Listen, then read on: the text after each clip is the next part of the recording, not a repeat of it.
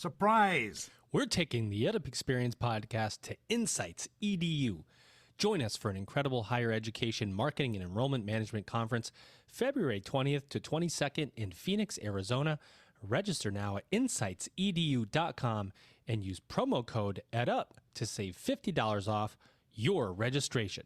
Commencement, the beginning of a new era in higher education, is amazing. Thousands of copies have been sold across the United States and the world. You can pick up your copy today on Amazon.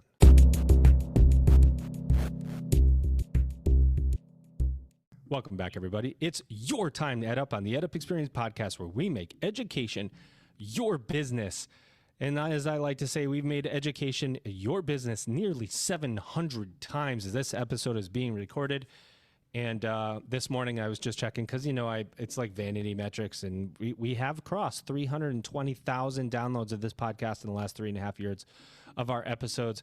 We continue and will continue to bring you the brightest and most influential minds in and around higher education today. We're going to bring them to the microphone.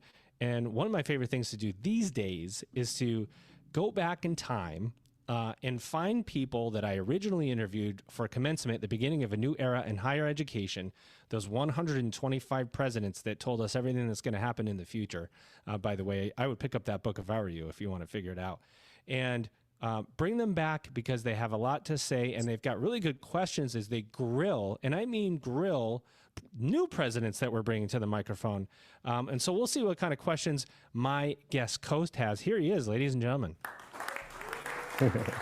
He's Dr. Larry Johnson. He's president of Gutman Community College. Larry, what's going on? Hey, it's good to be on here, Joe. The sound effects certainly are making the moment for me, but definitely a pleasure to be here. Certainly a pleasure to be here with President Hogue, who I share affinity with in title, but certainly the scope of work he's doing. I'm looking so excited for the work that we'll talk about today. But thanks, Joe, for the invitation. Appreciate it. It's great because I always know I got a new guy on. You're the new guy, Larry, because you're coming on to the EdUp for the first time because you already revealed the guest. Right, and I get to, but that's okay. That's a rookie mistake. Oh my goodness! But you don't know his first name; you only know his last name. But now I got to bring him in right away instead of giving you more of a hard time, which I was planning on giving you a really hard time about things. So we're going to ask you a question after we get him in. Ladies and gentlemen, he's Eric Hogue. He is the president of Colorado Christian University. Eric, what's going on? Well, Joe, I appreciate the sound effects as well. I'm only about 5'10" and a half and 192 at age 60. I'm not scoring many points today, but I'll keep up the pace as fast as I can. Oh, I think you're going to do just fine. And Larry, I want to ask you, as we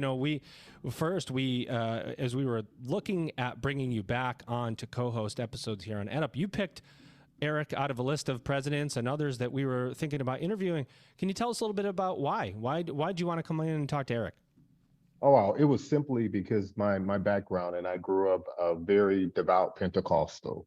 And that, to me, as I saw the work that Eric is doing, and then I thought about higher education, because a lot of the work that we do in higher education really sometimes mirrors what we do and what our belief systems are in our personal lives. And now so much is happening politically. I just was so curious to hear what he would say about all that's happening politically, how that is really impacting serving at a faith-based organization. So that was truly my interest. That's a fact. That's a fact. Eric said he didn't get the sound effects, but now that they start timing themselves in here, I think it becomes a little bit clearer. Eric, we're going to go to you first. We always like to level set for the audience. Colorado Christian University, I actually know very well because I spent 17 years in Denver, Colorado. I lived probably 15 minutes, 12 minutes away in Wheat Ridge, Colorado for many years, past the campus a bunch of times right down, I think right by Belmar and the mall down there. Anyway, people probably have no idea what I'm talking about. But level set for us, where's Colorado Christian University? What do you do and how do you do it?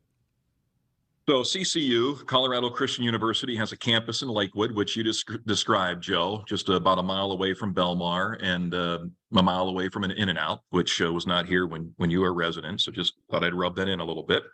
Bullseye. There we go. And also a campus in Colorado Springs, our MAC program, Masters in Counseling in Colorado Springs. We have 1550 traditional residential students here in Lakewood on campus. We have nearly 9,000 on CCU Online around the world. And we also have what we call CCU Academy. That's about 5 students with dual credit and associate degrees coming in. So Academy, traditional residential, and online, total scope about 16,000 students, variable to student tracks and credit hours.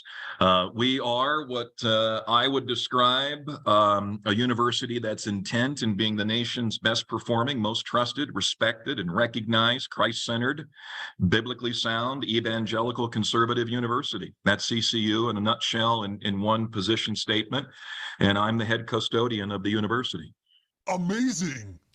If you look up the fastest growing private universities in America, and you get a top 10 or top 20 list, CCU is on that list over the last however many years. Your online function has exploded. Can you talk about that growth, scaling the university for online, what that looked like? How was the foundation set? So many questions. Tell the story to us a little bit. Yeah. So way before my time, Joe, somebody was innovative. So disruptive innovation happens in a moment in time. And usually that happens at a moment that is a right time for an institution. So some 25 years ago, somebody said, hey, we should consider making our programs portable, distanced. It was archaic. It was slow, probably involved floppy disks and CDs. Maybe a model that was similar to Netflix before Netflix became something of a stream, but it grew into what we know today as online education. The platform, the distinction, the pedagogical structure, and the tracks of the students, and then the course curriculum, both undergrad and graduate, and now PhD. So I think the best way to describe that is that somebody had a bright idea, they stuck to it. And even when it failed at the outset, they stuck to it, and it gravitated towards success, and it became scalable to CCU. Benefit for CCU is we're in a geography where distance really helps us. There's not a lot of Christian, Christ-centered universities that we compete with in our geography. Totally different than Southern California. Totally different than the Midwest, totally different than the South. And so that distance reach was really a benefit in building that factory, that division here at CCU. One of the things, Larry, I'm going to kick it to you in a second, but one of the things that always comes up is closures, campus closures. And there's a number of universities that are closing. And if you look at the type, a lot of them are religiously affiliated universities, and a lot of narrative comes out about, we're going to see a lot more closures, and they're going to be religious schools and so on. And I go, have you seen CCU? Have you seen it? Because it's got 10,000 students. It's growing. It's continuing to grow. So is it really the religiously affiliated university, or is it maybe a university that hasn't been up on its operations? Maybe the interest is still there, and it was just about the right place, right time, and so on. And you were a chief development officer at William Jessup University. You've been in higher ed. You've been outside higher ed. Now you come to a presidency where that's happening. College closures are happening. Enrollment is on the decline. You have a big school to manage, and you're 8 months or 9 months into your presidency. How do you think about priorities? I ask this question a lot, but it's fascinating to think about. How do you grow? What's priority number one? How do you avoid mission melt? I mean, there's so many things there, but how do you prioritize knowing that higher ed's in this kind of crisis, but you still have to grow a university? That's a great question, Joe, and Larry as well. First of all, I'm not a high academic PhD president. I'm much more of a CEO. If you're in business, that means you can go out of business, period. So you have to run the university like a business. We are private, so the benefits that we receive do not come from government. They come from decisions on an accounting sheet where you are sustainable and solvent. Nailed it. We do P&Ls, and you have to have an outcome, and you want black numbers, not red numbers. And if you have red numbers in a line, you don't plug the lines to make them look black. So we are in a very competitive marketplace. Education is not an easy business. Students and parents have choices, and so they are customers. We are serving somebody, not ourselves. And CCU has a strong position in the marketplace because we have a strong brand, and we represent the brand, and we only represent the brand. And if the brand is jaundiced to you, then we're not the choice for you. And I think those high level principles have served the university well. Love it. Larry, I'm going to turn it over to you, but I got to set you up right. Prepare to be astonished. All right, now you can go. So Eric, you really talk about some things here that, you know, I would say it's a part of our daily dialogue, but something you said that would be blasphemous at other colleges, and that is that we function as a business. I was actually on an interview as the president, and someone said, so do you consider higher education a business? And I answered, as you would, because the output is students, you know, getting out of institutions, being able to get really good jobs depending on the context of that institution. But at the end of the day, we have to keep them here.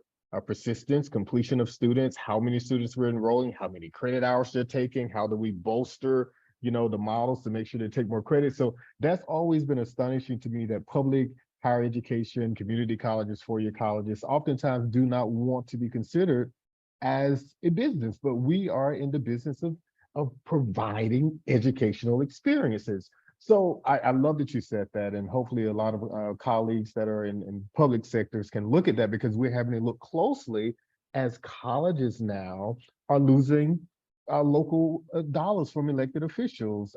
It could be city council members, because they're looking for the output. So that's wonderful. I am so interested in knowing the context of being at a faith-based organization, and how has that personally enriched your experience as a human, as a leader, and then how have you, or if you have come in any conflict with all of the political maneuverings that are happening right now recently with the, you know, Supreme Court decision with Harvard University and the selective admissions. How do all of those things impact your ability to do your job at a faith-based organization? Or are you ever in any type of conflict with much of what's happening and within your context? Yeah. So, Dr. Johnson, great questions. Appreciate the highlight that's beneficial for universities that adapt the business ideology. So a narrative like this is really good for all of us, whether private, secular, small community college, not for profit or for profit. It's a business. Matter of fact, the Wall Street Journal over the past week has run a splash piece on the fact that board of trustees may want to get their nose further under the tent, maybe put their hands in there when it comes to accounting, because they are fiduciary and they should know whether the business is making money or not. Yes. I think we're going to see more and more of that. And I'm happy to report that at CCU, the relationship I have with the board chair is very tight. Matter of fact, we meet every 2 weeks and we talk about spreadsheet, and we talk about the operation. I know, and I'll get to your second part in a moment. I also know that the academy gets upset when you talk about a business, but at the same time, professors and faculty in a private institution, they want more compensation and pay. So the only way that you can provide more compensation and pay, and I'll be really honest, it's very layman's, is make more money.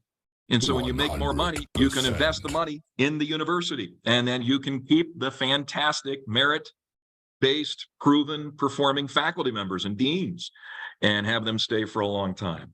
To your second point, Larry, threats, there's a lot of external threats.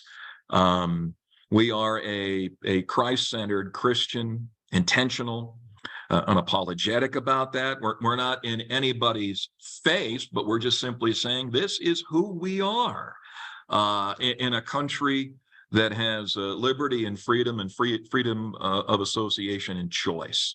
But the threats are mounting. How do I stay on top of that?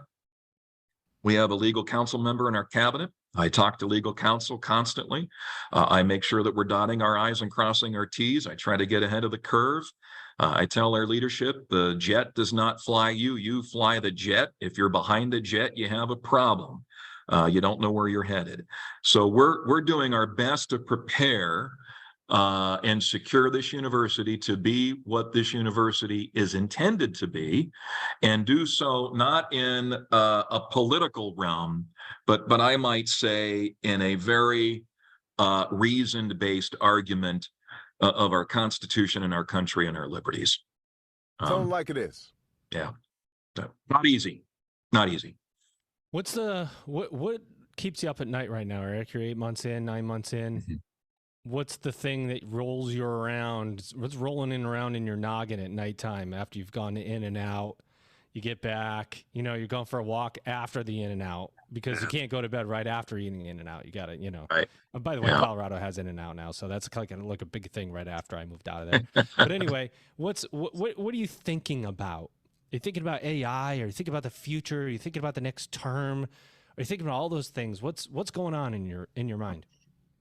So another good question. AI does not bother me. I'm not bothered by AI. We have a policy. I mean, pretty soon, if we go to oral tests, we go to oral tests. If you go to written tests, you go to written tests. We'll adjust. I don't think AI is the big monster that's going to capture the world. We're already learning that it has inefficiencies in dealing with math and some other areas. Technology will be technology. It will improve, and then it'll have its weaknesses. So we're still going to be smarter than technology. It's okay to say that. That's why we have higher education universities, to be smarter. What keeps me up at night? Sustainability and solvency, and a constant media drip that higher education is not needed or not worth the cost. And I could not disagree more. I think Tim Scott, actually a presidential candidate now, right? Senator out of Carolinas, he simply said on The View, he said that education is the closest thing to a miracle that we have in America. And I agree with that. So education does move individuals forward. So I'm concerned about the hunger and passion for education, the willingness to pay for it and earn it and achieve in the midst of it. And then I'm also concerned that it's excellent, because excellence is an attitude and a behavior, and both of those have to comply going forward. So all three of those categories keep me up a little bit, hoping that our futures are at least dealt with honesty. Attention. Are you ready to elevate your institution's marketing and enrollment strategies? Join the EdUp Experience podcast at the Insights EDU conference, February 20th to 22nd in Phoenix, Arizona. Don't miss out on this opportunity to hear from engaging speakers from industry-leading companies like Google, LinkedIn, Adobe, and higher ed leaders. Learn the latest marketing and enrollment strategies to grow your programs. Register now at insightsedu.com and use promo code EdUp to save $50 off your registration. Attention. Oh, yeah. Join the movement to mobilize and revolutionize higher education by picking up your copy of Commencement, the Beginning of a New Era in Higher Education today. This book has been featured in Forbes, NPR, Harvard Business Review, CEO World Magazine, NBC News, CBS News, and Business Insider, among many others. Don't miss out on what today's highest college leaders have to say about the future of higher education. Pick up your copy on Amazon. I'd ask more here, but I feel like Larry, there's a good time for Larry to jump back in because he's dealing with the same stuff. No, thank you. Thanks, Joe. And Eric, you really point out the question I wanted to really delve into, and that is the return on investment. I mean, we're seeing tech companies hiring our students before they complete their baccalaureate degrees, before they complete their certificate degrees. We're seeing Amazon paying students who can be, who are drivers, and they're making $20, $25 an hour, and they're only seeing that now, but they're not seeing that later. And, that value proposition, as leaders, how do we change that? What do we do? So I'm at a community college, and our mission is to prepare people to go directly to work or to prepare them to transition to a 4-year baccalaureate degree seeking institution, depending on that pathway.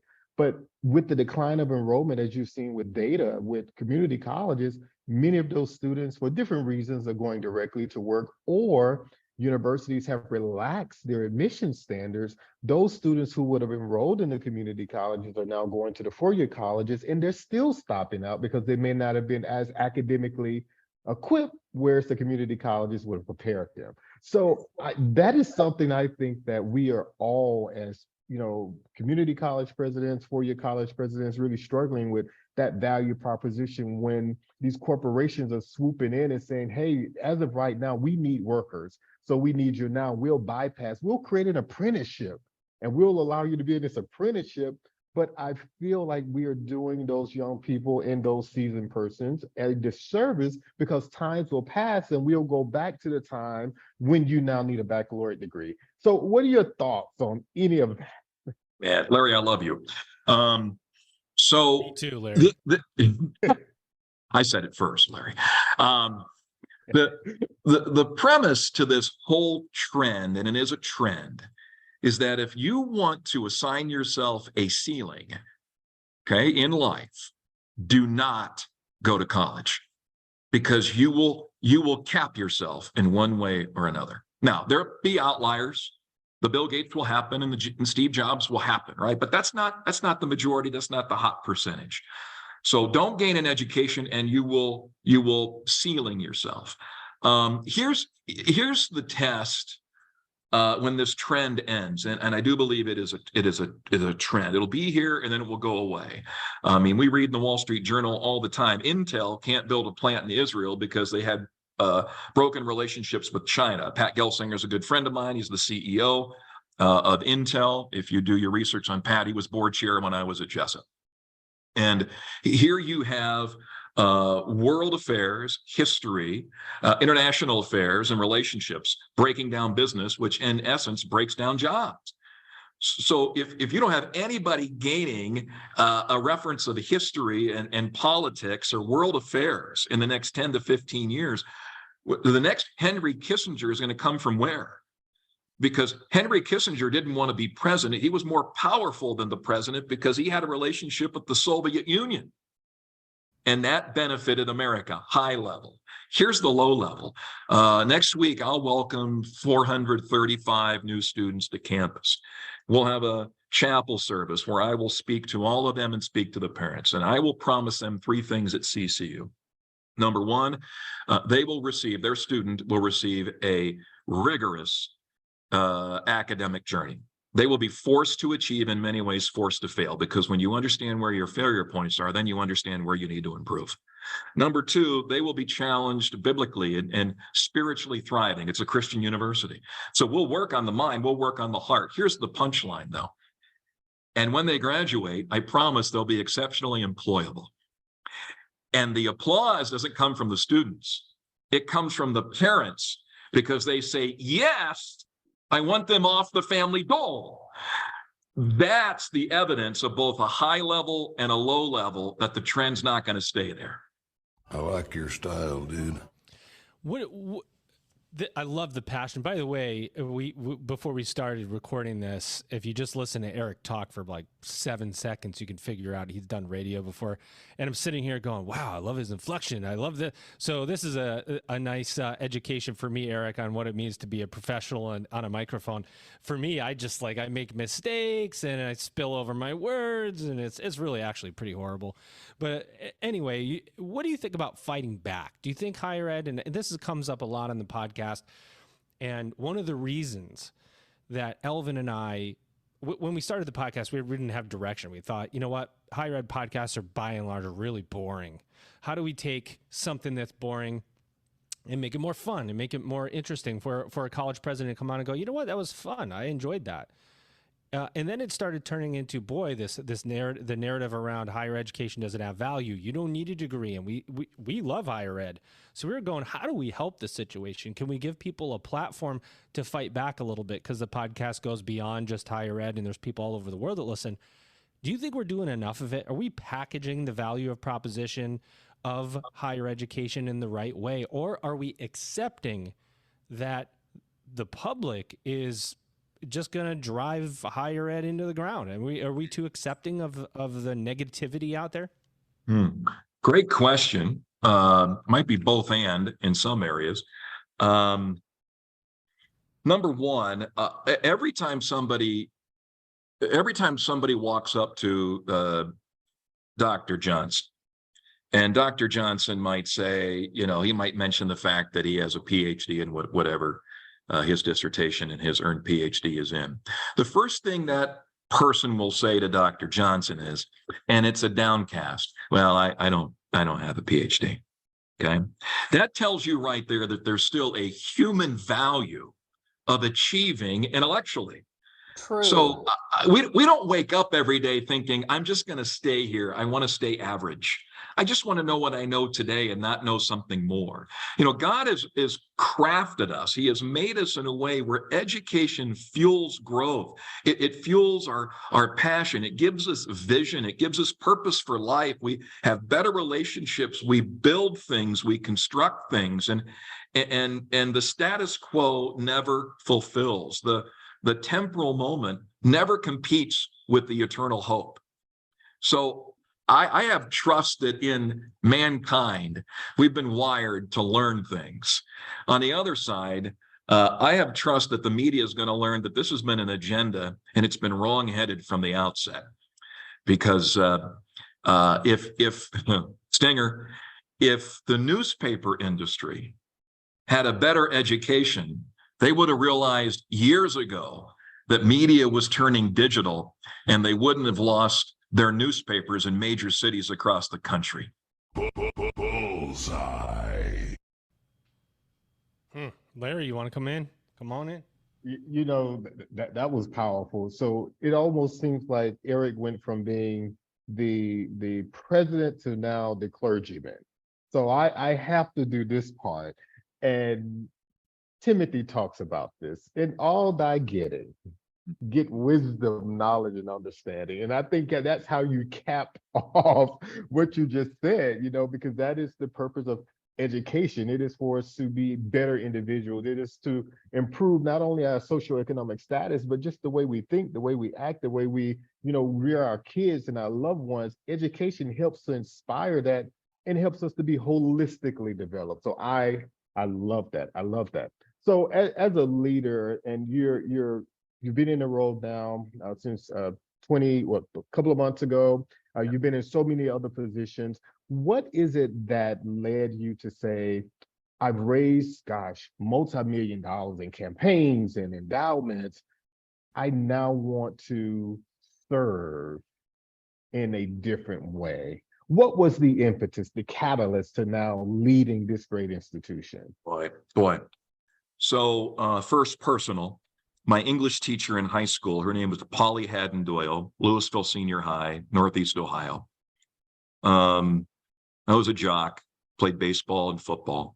In Ohio, you have to play football. There's a birthright of that. And I was not performing in the class, and Polly Haddon gave me a C-. She pulled me aside. She said, "You've earned that, and you can do much better. If you stay there, you'll never be happy with yourself." Number one. Journeyed on, alluded to my time and all of that and the experience there, and how my rigor in the classroom turned into vocational in a career. My undergrad studies were in communications and broadcast media, and that turned into a career. So now I could see the portability of education to making money. And I had a professor that did that. His name's Henry Smith. Henry became the president at Indiana Wesleyan University, and I'm talking to Henry Friday about inauguration here, so we've stayed in touch. And then later on in life, I had a vice president in a publicly traded company where I was an executive, Joe Davis. And Joe and I would sit around and talk about our educational journey growing up, both undergrad and graduate.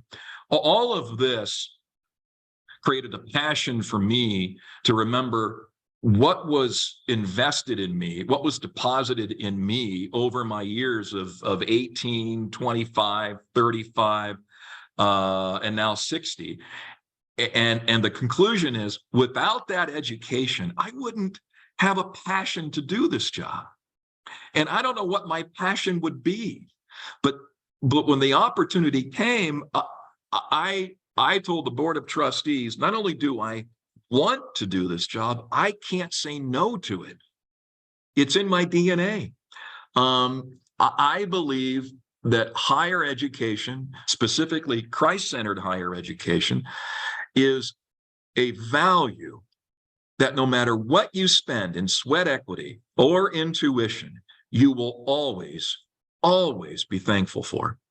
And then finally, I'll say this: we need to do a better job of representing it. I'm sickened by colleges and universities going out of business because that's what it is. They're going out of business. They have a bunch of properties and buildings across the campus, and they're house rich and cash poor because somebody couldn't live with discipline. And that should be a part when we have disciplines that we teach, and we have school of businesses that are in our universities, yet we can't even do a P&L sheet. And so all of that sophomoric lunacy combined with the value that we are offering every woman and man who wants to achieve is Larry, important for me. And I see an opportunity here at CCU, important for the Front Range, the western part of the country, and with our online around the world. Tell them like it is. You know what you say is so true, and there isn't enough of it to go around, which is it doesn't matter what you think about higher ed. When you get down to brass tacks, this is an industry, and if you run a college, you're taking in revenue, and you're taking in revenue from somewhere, somehow, some way. And if you have more expenses than you have revenue, whatever your endowment is and whatever you think you have in the bank will eventually be spent over time. Might take you 50, 100 years if you happen to be a university with a huge endowment, but eventually you will lose. And if you want to put in discipline, a big part of discipline is deciding to win. And if you're deciding to win, you have to make really hard decisions that affect a bureaucracy that is built to prevent those decisions from taking place. And I'm getting to my question here. I'm going to soapbox for a second. It is my podcast. I like it. I'm going to give you an amen in a moment. Go ahead. But I talk about the assimilation culture of higher ed because it's built to stifle innovation. There's too many committees and there's socialization of information. And when you need to make this decision to affect your bottom line, somebody goes, well, you can't do that. You got to do this and we got to worry about that. And somebody goes, accreditation. You can't, it's accreditation. And you go, what do you mean about accreditation? Well, it just is accreditation. And just because we have accreditation, you can't do it.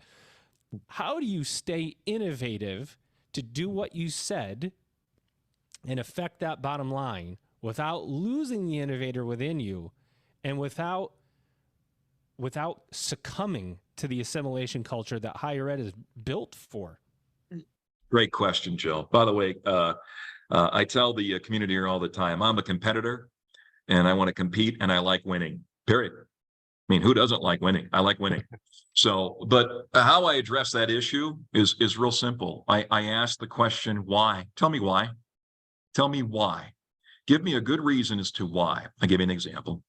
So we have an undergrad and we have an online, and asked the question recently, keep it generic.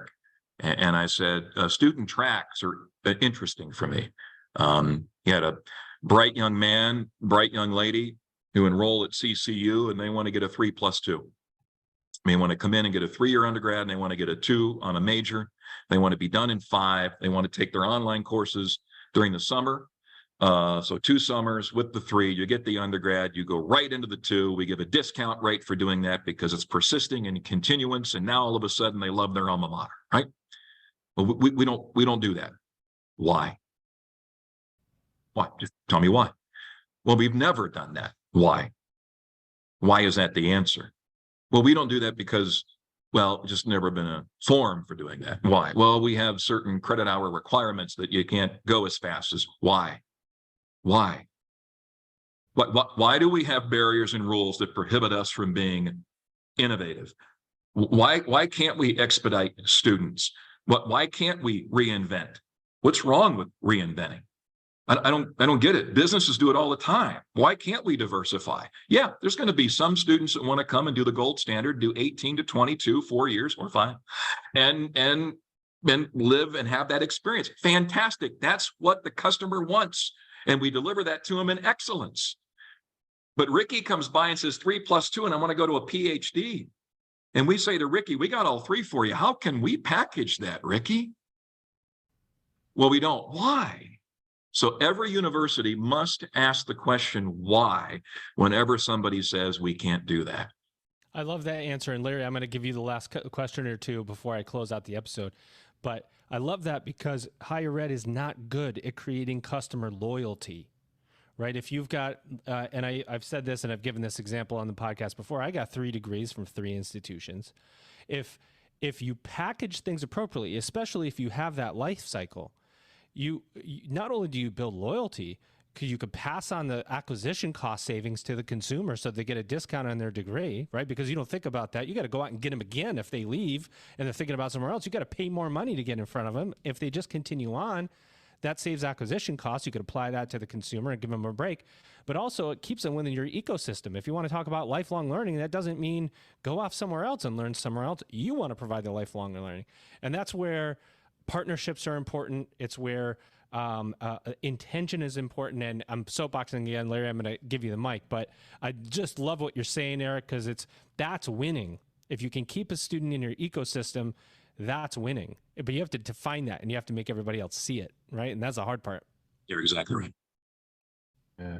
You know, Joe, I think in Eric, I found my doppelganger, because I've been saying this to my college. We have to reimagine.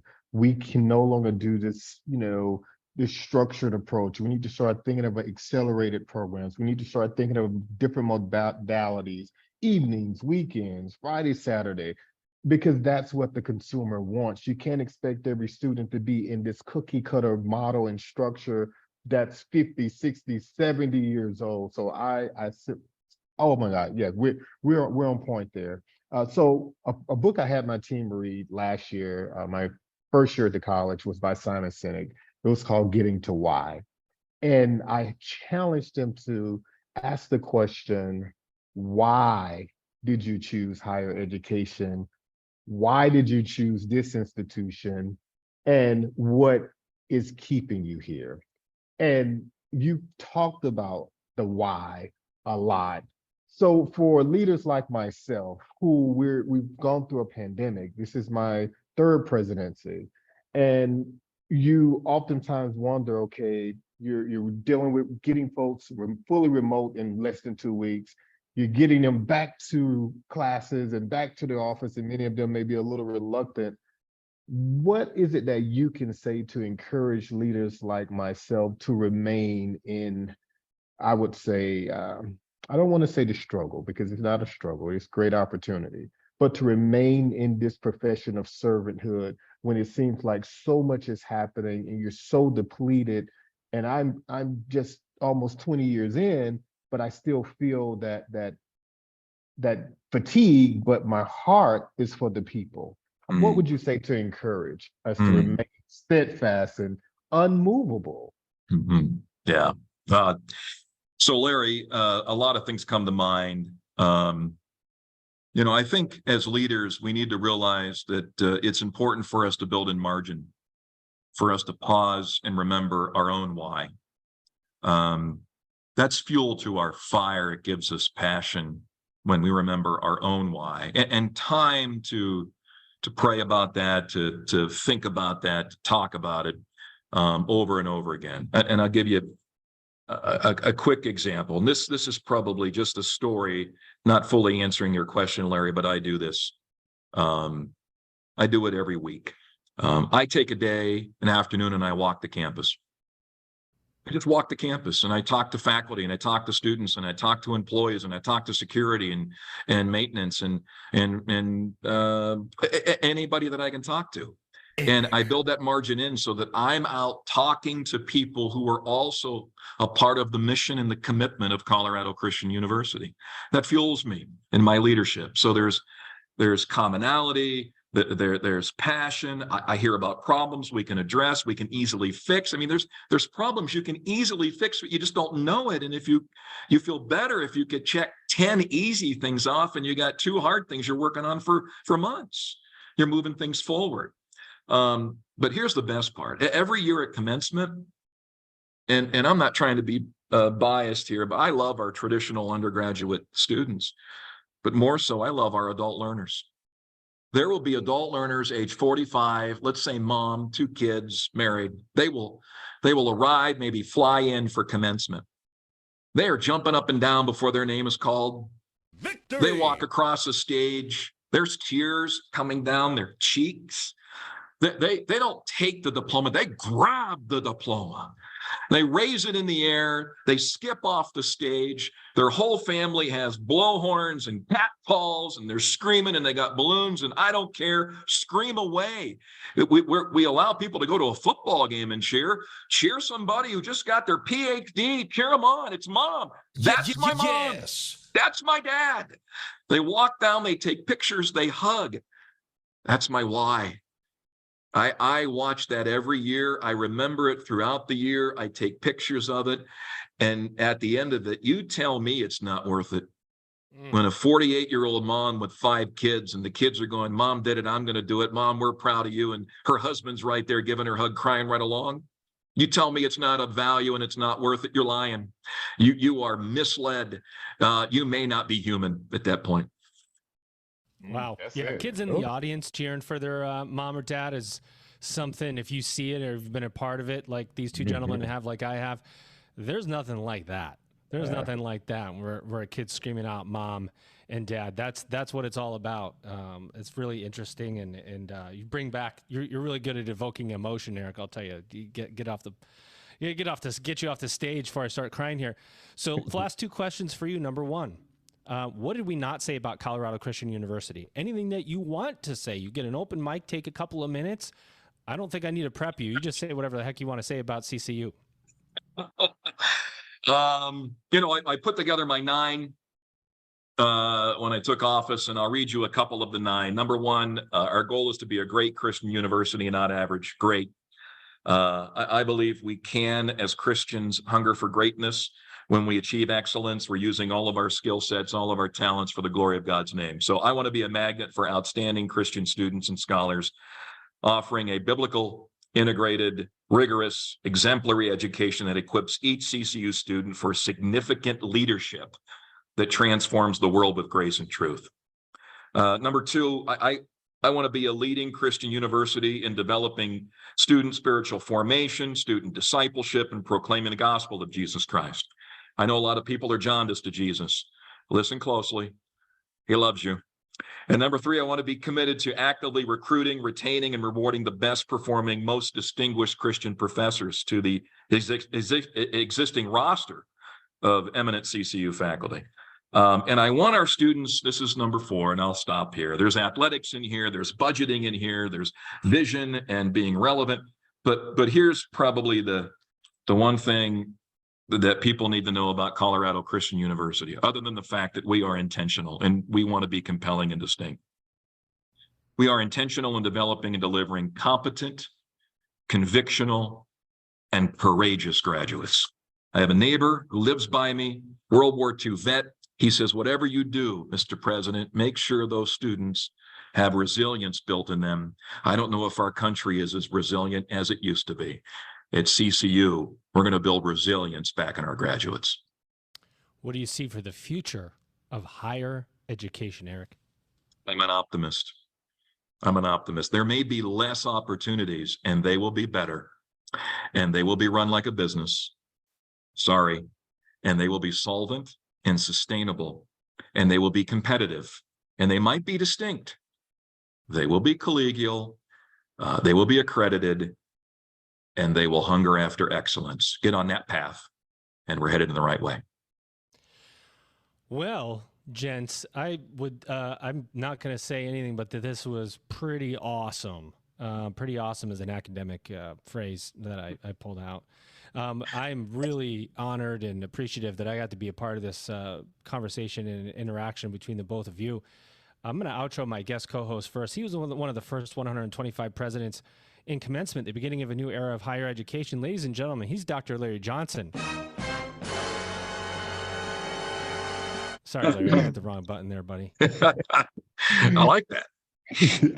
Larry, what did you think of this co-hosting gig, man? Hey, it's been a pleasure, Joe. I learned so much from Eric. Wishing you much success in your tenure as the new president. And I just believe that you're the man for the job, and God has called you for such a time as this. And thank you, Joe, for the opportunity. Larry, thank you. Thank you, brother. Ladies and gentlemen, my guest today, your guest today, he's Eric Hogue. He's the president of Colorado Christian University. Eric, how did you feel about your first EdUp experience here? And you are two guys that I could hang out with and talk about this and sports and life every day. So I have met two brothers that I've added to my roster in my journey, and that is a good day. Well, just so you know, we're connected, all of us, on that one email that scheduled this episode, so there's no excuse for us not to stay in touch. It's not. Ladies and gentlemen, we continue to broaden the EdUp experience community, and with that, you've just EdUp'd. Oh, yeah. Attention, higher ed marketing and enrollment management professionals. We are taking the EdUp Experience podcast to Insights EDU. Join us at Insights EDU on February 20th to 22nd, 2024 in Phoenix, Arizona. Gain insight into the latest higher education trends and cutting-edge marketing strategies that'll take your institution's enrollment to a whole new level. This is your opportunity to connect with higher education leaders and marketing experts from across the country. Comprehensive presentations, engaging panel discussions, and more. Insights EDU will equip you to position your institution for growth. Register now at insightsedu.com and use the code EdUp to save $50 off your registration.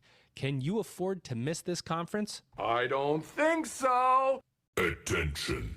Forbes called commencement the beginning of a new era in higher education, a dispensable touch point for what's being said in, about, and around higher education now. Don't miss the insights from 125 college and university presidents about what the future of higher education holds. Pick up your copy of Commencement on Amazon today.